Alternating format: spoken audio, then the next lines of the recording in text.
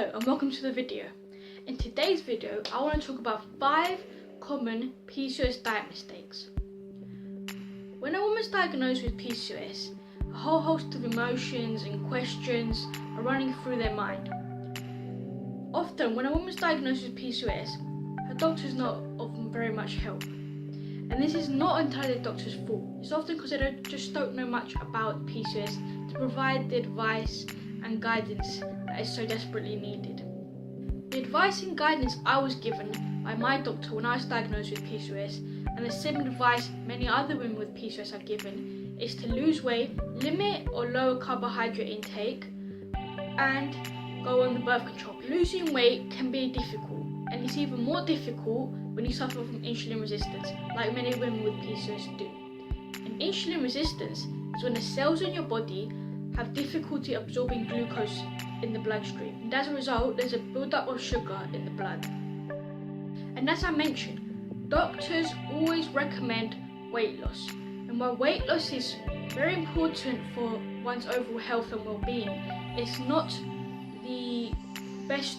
It's not getting to the root cause of PCOS. The root cause of PCOS is a hormone imbalance, and therefore losing weight is not the answer. While it can help, it's just not the answer. Better advice and guidance needs to be given to women who have recently been diagnosed with PCOS, rather than losing weight, limiting carbohydrates and going on the birth control pill. These do not get to the root cause. So if you're trying to lose weight and you have PCOS and are insulin resistant, here are 5 common diet mistakes that you need to avoid making.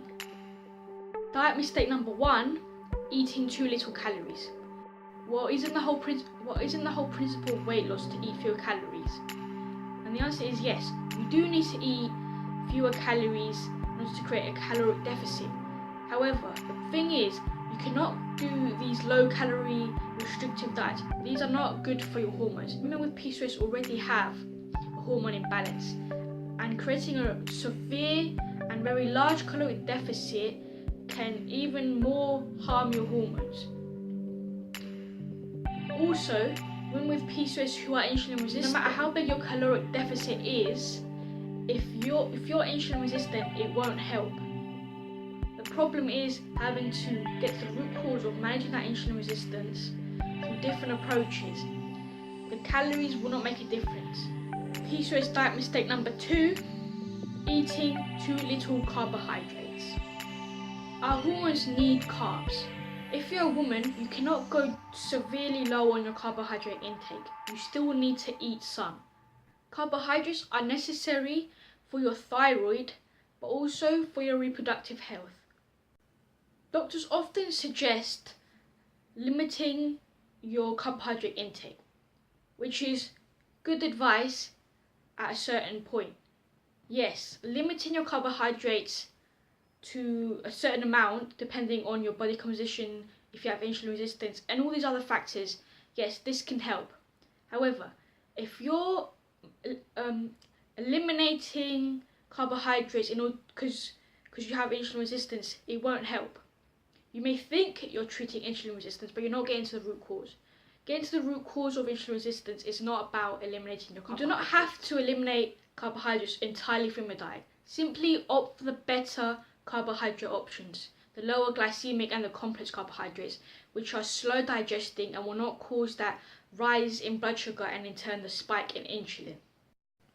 PCOS diet mistake number 3: focusing too much on the calories rather than the quality of your food. I see this so often, and it's not the right way to go about it. When you have PCOS and you're insulin resistant and you're trying to lose weight, focusing on the calories is not the way. It's not the approach that will give you success. Balancing your hormones requires quality food that's going to nourish your body, the food that has the vitamins and minerals, everything that's important for your health and your hormones. So focusing on the calories is not going to help, because if you focus on the calories, you're going to often opt for the low calorie options, the fat-free options. So if you're trying to balance your hormones, you can't eliminate fat. But if you're focusing on the calories, you won't eliminate your fat because it's high in calories. We all know fat is high in calories, but the fat that you need is the healthy fat. So you do need fats because they're important for your hormones. So don't focus on the calories. Make sure you're focused on the food quality.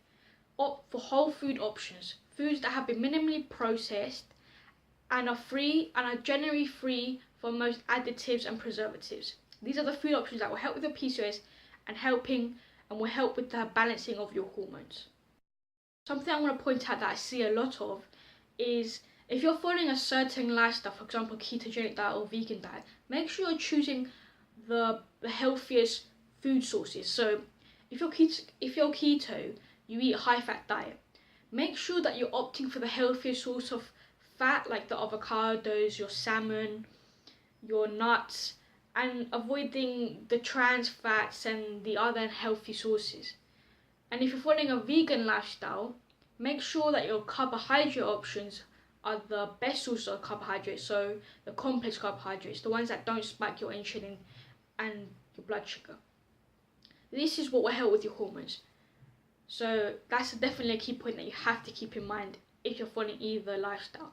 But overall, if you're not following such a lifestyle and you're just following a healthy lifestyle where you eat everything, any type of food, just make sure you're opting for food, you're following food quality rather than food quantity in terms of calories. PCOS diet mistake number 4, following fad diets. You need to stop following fad diets. This will not help with your PCOS or weight loss. Fad diets are not sustainable and you cannot adhere to them in the long term. We all know there's no best diet for PCOS. However, the thing with PCOS, you need to find the best diet for you. So while there's no best diet, like you can just recommend that this is the way to go, you can follow different diets. For example, the ketogenic diet, a vegan plant-based diet, paleo diet, all these have shown results. However, without you trying them and experimenting to find out what seems sustainable and what actually works for you, you won't know. So don't like jump around too much. Like, yes, try different diets, but just make sure you're following it for the right reasons and you're not just doing it for weight loss. Because when you're following it, you want something to be as a lifestyle, so it has to be sustainable and you have to adhere to it in the long term. Otherwise, you're just gonna wanna just be like, oh, when's this diet gonna end? I don't want to do this anymore. Why am I doing it? So that's like very, very important. That's like one of the key points I could say. Stop following fad diets. Just find something that you can adhere to and you enjoy at the end of the day. And finally, PCOS diet mistake number 5 is restricting too much. I see this a lot as well on Instagram and Twitter. People are always restricting their diet. I keep telling people, and I always comment and I always tell my clients, stop restricting, be flexible. As I said in the previous point about fad diets, it has to be sustainable. If you're finding yourself binging and falling off the wagon, oh, and I cheated and I did this and I did that, it's not going to work. You have to stop restricting your diet and you have to stop restricting yourself from food you really want. While there are certain foods that may not be the best for your PCOS, such as dairy, you have to avoid and like high sugar foods, certain foods like that.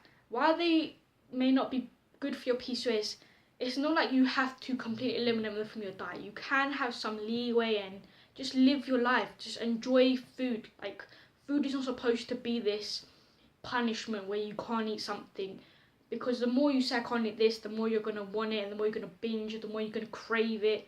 So you just allow yourself to enjoy it here and there. Be flexible and just enjoy your life. And because the thing with PCOS is, like, as I mentioned, it's a hormone imbalance.